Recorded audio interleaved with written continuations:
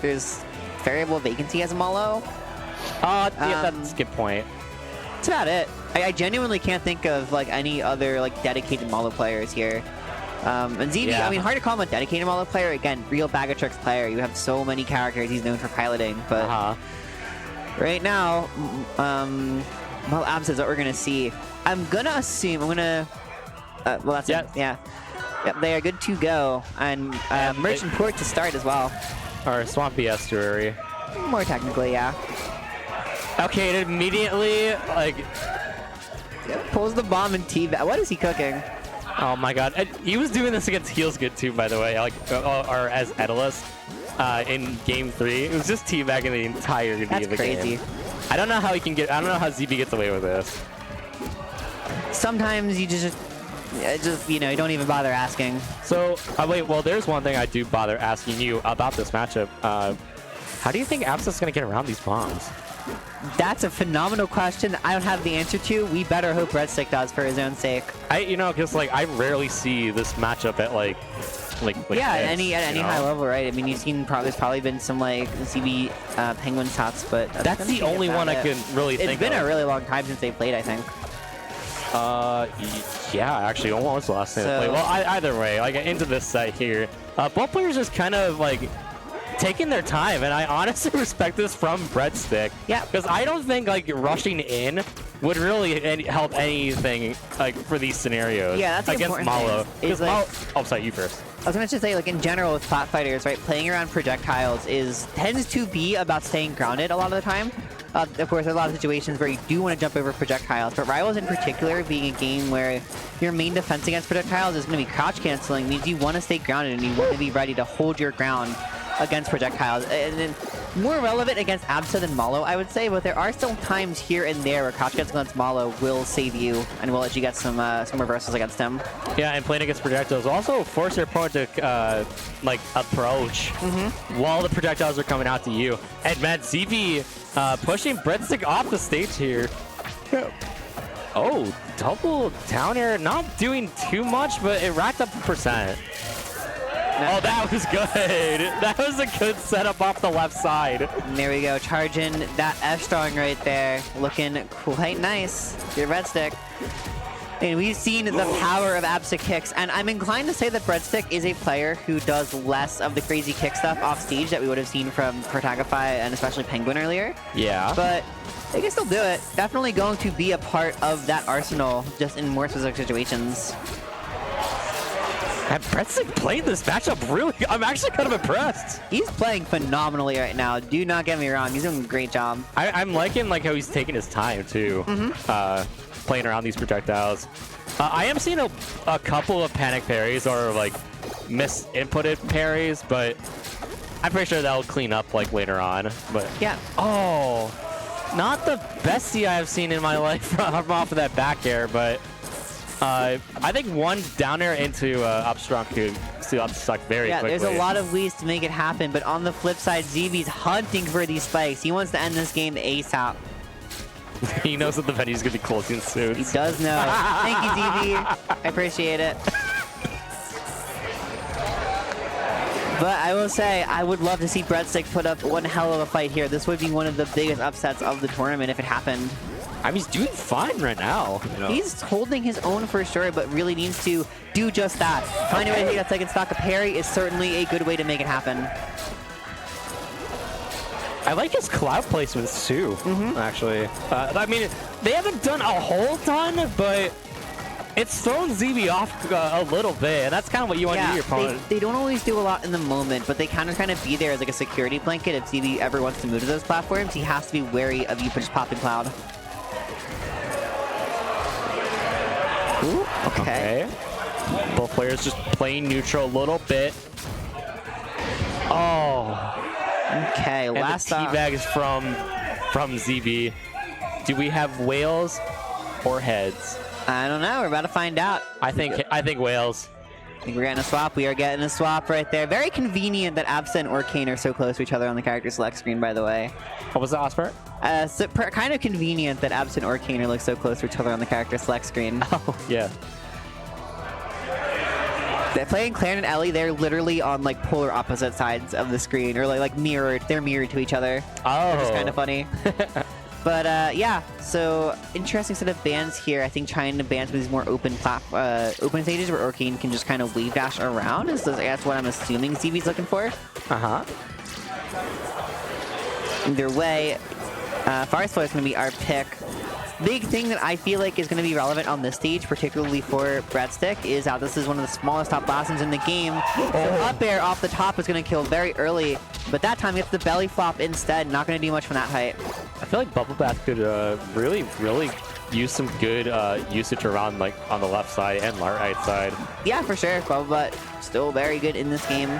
Oh, there we go. That's up strong. That was awesome from Breadstick. And you saw the teleport too. Like the iframes. Well, not iframe, but like Breadstick's IQ is really high. There's some iframes for sure, but also just throwing off ZeeBee, you know, making it hard to keep up right now. And that bubble bath actually put into play because ZeeBee didn't have a jump. So when you're caught in that scenario, you just kind of have to take a little, take a bit of a bath. Oh, there we go. The bomb going up there, but Breadstick able to sneak away in time, but the bomb wasn't quite quick enough. And that didn't even purple either. So, I mean, that was really still good DF from Breadstick. Yeah. Even though he died off the top like that, I feel like he still could have survived. Oh my gosh! The deadest Mollo I think I have ever seen. That is insane. That was amazing! Breadstick! Wow! And he's a full stock ahead! That Breadstick is. It seems like the Orcane's working out significantly better right now. Orcane is a much scrappier character, so if he's able to get in through Mollo's wall of pressure, he's going to be able to put a bit more pressure on this Moth. Oh my god! What in the hell? Okay, I thought he was going to kill that all the way. No, wait! Okay, so able to get back to Puddle. No! Decides not to. I get it. I feel like... What percent was he at? Do you remember? He was at... like 100, I think. Oh, okay. Right, yeah, that's dangerous for some to puddle at then. I can understand. Also because ZeeBee was already right near the puddle too. Like so. ZeeBee was... Oh, okay. I don't know how much you guys can hear through the mic right now, but again, just like with the Tomber set, AZ cheering coming out in full force for their boy Breadstick, the hometown hero. Oh my god. May not be as famous as Chompers, but still a very formidable player in his own right. Oh, air dodged a little bit to the right there to avoid the down air. Whoa! Whoops! Oh no! They're both flubbing. They are both flubbing big time. You can think back to that finisher bomb where Breadstick threw the droplet and might have potentially saved ZeeBee. And you are feeling a little down going into this game number 3. Not only down in the set count, but also just emotionally down. Oh, for sure. Like, that was a close game. You had such a good position, but sometimes it's just really hard to find the final kill, especially when Mollo is sitting back there peppering you with bombs, just kind of building up that, like, mental tax. Yeah. What do I even do? How do I get past this? How do I hit him in a meaningful way? And with our third game pick here, it was on Blazing Hideout. Yep, and worth noting, Blazing was banned for game number 2. I don't know what changed in ZeeBee's mind to leave this one open, but Breadstick's eager to take advantage of that. This is arguably Orcane's best stage.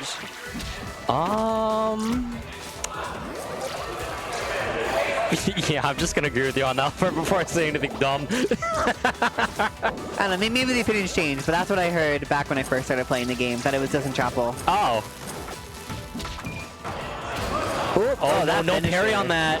Yeah, it is. That move is deceptively difficult to parry, I think in large part because Mollo's just so rare that it's like you aren't getting a lot of practice parrying finisher. Yeah. Regardless. Like, Breadstick's DIs off of these F-Strongs are really, really good. I'm very impressed with how his survivability has been like throughout this set. Oh, went for Nair.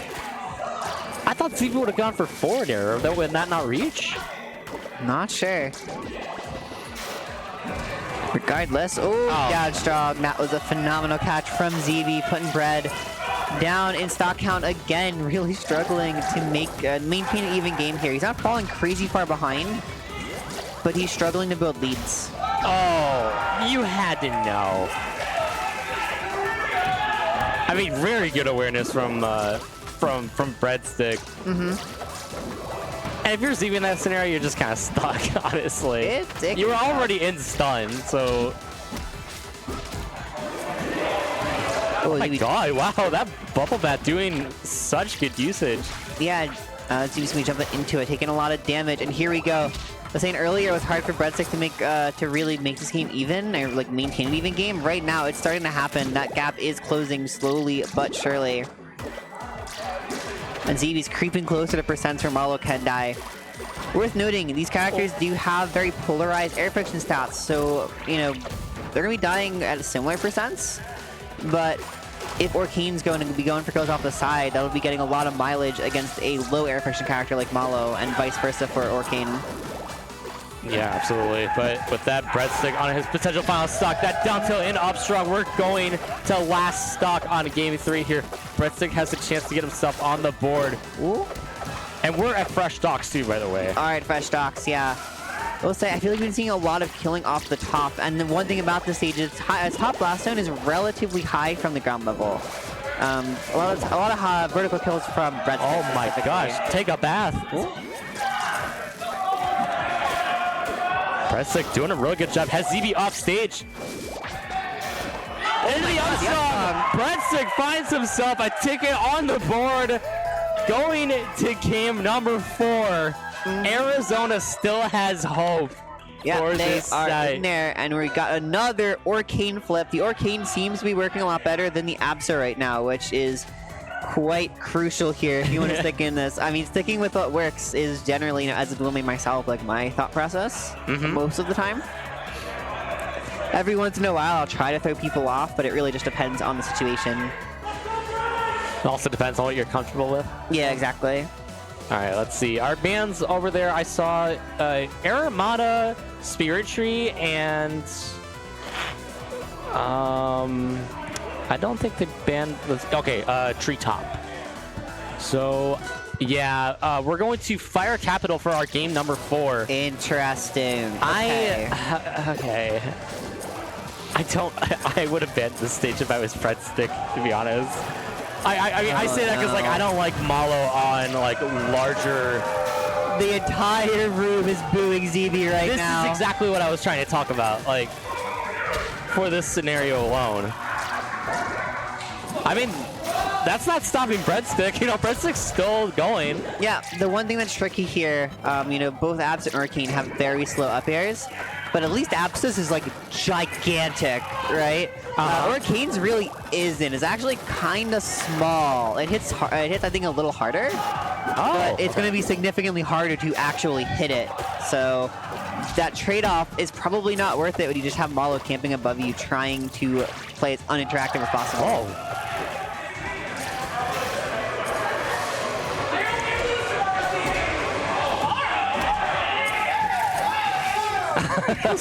I hope you lose tomorrow. ZeeBee is crazy. That's crazy saying that, like, already. Yeah. I saw that. That would have been awesome if that had connected. But Breadstick gonna steal up the first stock. Yep, 7 simple frames needed to make that first kill happen, and going all the way to the other side of the stage, nice and safe. And now we're going to be seeing some of these fairy bubbles from Breadstick, kind of making his own little safe zone against ZeeBee, some zoning that he'll have to break through. I'll be honest, breaking the bubble zoning, probably a little easier than bomb zoning. Just one parry will shut Orcane down and stun him. Like that. Yeah. Just like that. ZeeBee finally pulls it out. A lot easier to parry bubbles against this Orcane than Orcane number 2. So you got to be ready for it if Breadstick's really going to be leaning into this strategy. Yeah, I think for Breadstick, like, obviously we are at even stocks, but I like his timing. Like, he's waiting off a little bit instead of, like, rushing in. And this is kind of how you need to play the matchup, I'd say. Oh my god, even that droplet placement too, like, that even caught ZeeBee off guard by standing still. So you still got hit and it, like, moved off a little bit. Ooh, I like the back air right there, but trying the chase just gives Breadstick a chance to teleport away. One of those rare moments, you don't usually see Orcanes go to puddle, but if he's got it all the way across the stage, that is kind of just free real estate to get an escape plan. Okay, good DI. Oh, I saw the vision with that. Oh, Yeah, no. Crouch, and that's gonna be another stock. You know, Mollo at 78, I mean, that is killable in a lot of situations, but Fire Capital has the biggest blast zones in the game. So you do have a lot of clawing back to do, to say the least. Oh my god. And here we go. There's going to be a full stock deficit now, lapping in percents. Breadstick has some immense work to put in if he wants to make this game have a game 5. All right, it starts off with the parry.